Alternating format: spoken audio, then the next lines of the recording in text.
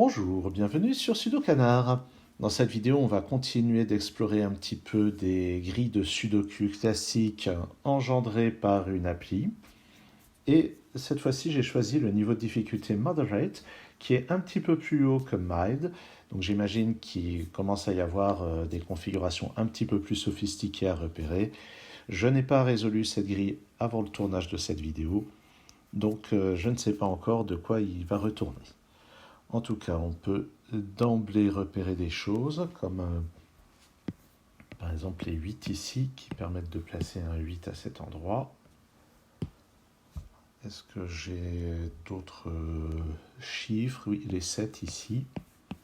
J'ai un 7 ici. On peut remarquer que ce 8 va venir dans une de ces deux cases.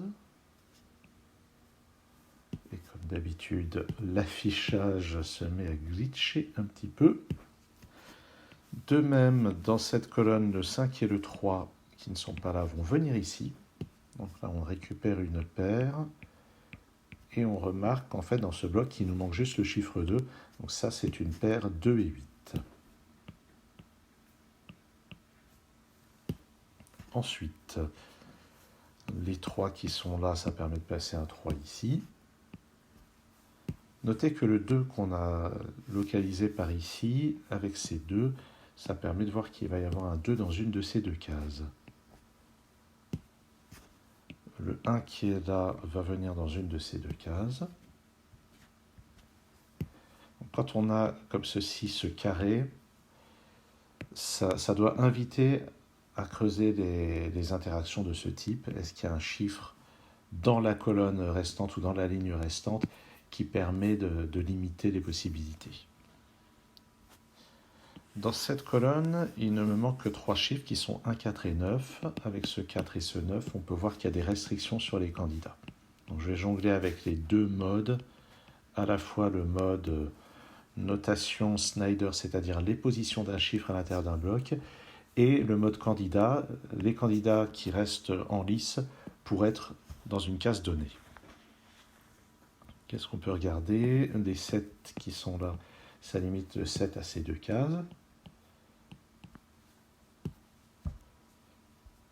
8, le 8 qui est là, ça me limite le 8 à ces deux cases. Et ça va permettre de placer un chiffre. Parce que donc là, je viens d'utiliser de la logique horizontale qui me donne ensuite un placement vertical. Et ça permet de placer un 8 ici. Et ça règle ce couple 2 et 8. Maintenant, ce 2, pas l'impression qu'il me donne grand-chose.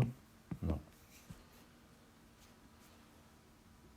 Ça, c'est assez intéressant. Là, j'ai 5 et 7. Là, j'ai 5 et 7 aussi. Donc, sur la deuxième et sur cette ligne et cette ligne, le 5 et le 7 sont localisés. Et ils vont être répartis sur ces deux cases.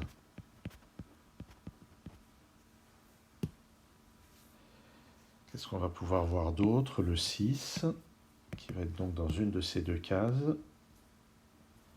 Est-ce que j'ai autre chose sur le 6? Ah oui, le 6 qui est là et là va donc être dans une de ces deux cases. Et ça va me permettre, par une interaction avec les 6 qui sont là, d'éliminer ce candidat, d'éliminer plutôt cette place candidate pour le 6 et de le placer dans l'autre case. Maintenant, j'avais fait ça avec le 7. Ici, le 4 va être dans une de ces trois cases. Ça n'est pas très intéressant pour le moment.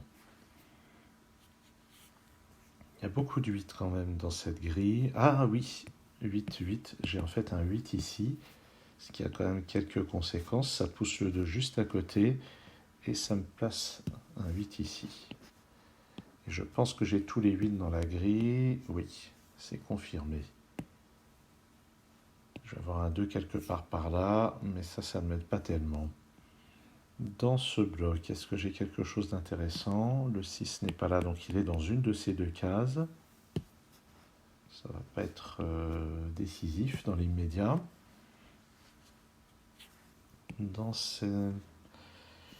Sur cette ligne, il me manque 2, 4 et 5. Pas 2 et 5, donc ça c'est un 4.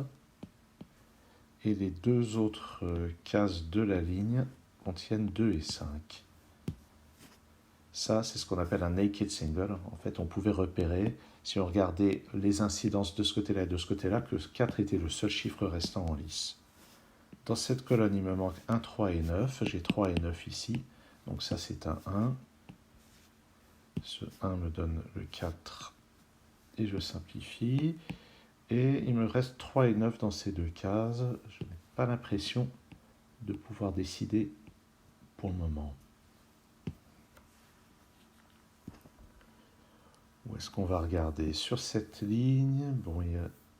Ah ben sur cette ligne, il y a quelque chose d'intéressant. C'est que le 6 n'est pas là, donc sur cette ligne, le 6 est forcément ici.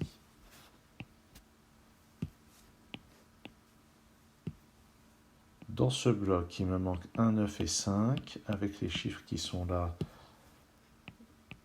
je peux réduire le champ des possibilités. Dans cette colonne, il me manque 1, 3 et 5. Ceci, ça n'est pas un 5, c'est 1 ou 3. Donc là, on a pas mal de cases pour lesquelles il y a seulement 2 candidats. Sur cette ligne, je ne suis pas sûr de pouvoir faire grand-chose. Sur cette ligne, par contre, il me manque un 5 et un 7. Ici et là. Et là, c'est particulièrement intéressant parce que cette case qui contient 5 ou 7 va se mettre en association avec cette case qui contient aussi 5 ou 7. On sait que maintenant, on a une paire. C'était une paire cachée. Alors, on a obtenu ces listes de candidats. Donc, on a obtenu ces listes de candidats de manière indépendante. Et maintenant, grâce à ça, je peux éliminer le 5 de cette case, récupérer ce 2 et ce 5. Ensuite, sur cette ligne, il me faut encore un 5 et il ne peut plus être là, donc il est ici.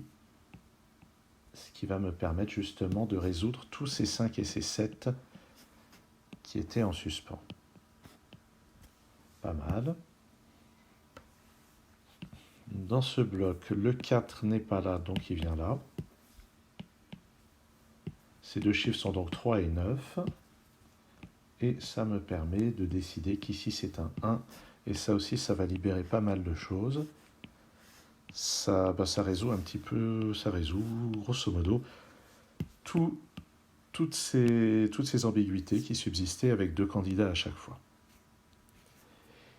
Ici, je vais mentionner une petite astuce qu'on peut utiliser lorsqu'on cherche à résoudre quelque chose en temps limité. C'est que si ici il y avait un 3 ou un 9, alors le problème aurait 2 solutions.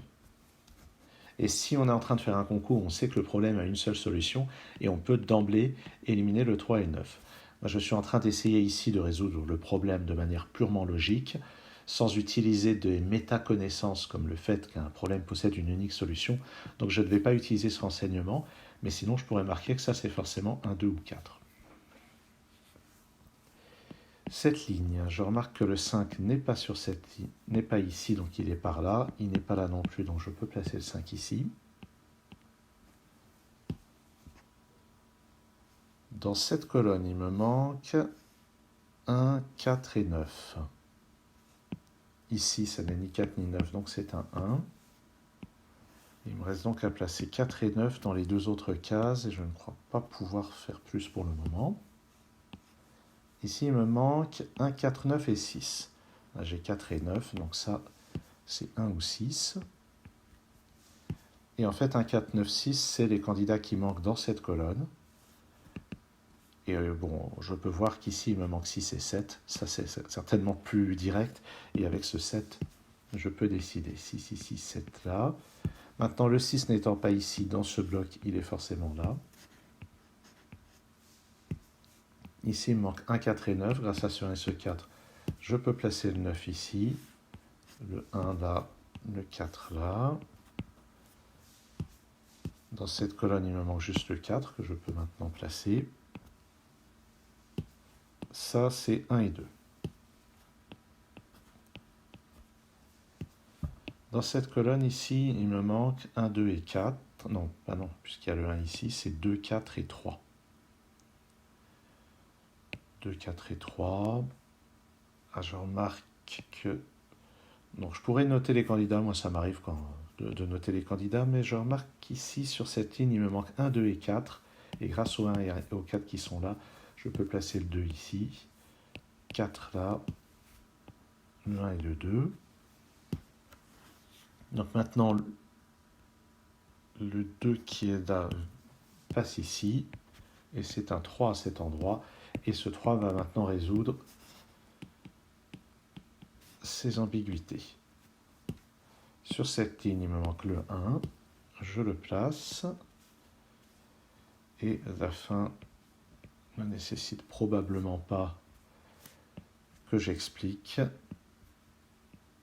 Voilà qui termine la résolution de ce problème de difficulté moderate, et je pense que le critère qui a poussé le logiciel à classer ce problème dans la catégorie moderate, c'était cette paire 5 et 7 qui était cachée, c'est-à-dire vraiment, ce sont deux logiques différentes qui ont amené à ces deux listes de candidats, et c'est vraiment cette paire cachée qui ensuite a entraîné la résolution sans difficulté particulière à partir du reste. J'espère que cette vidéo vous a intéressé. Merci de l'avoir suivi et à très bientôt sur Sudokanar.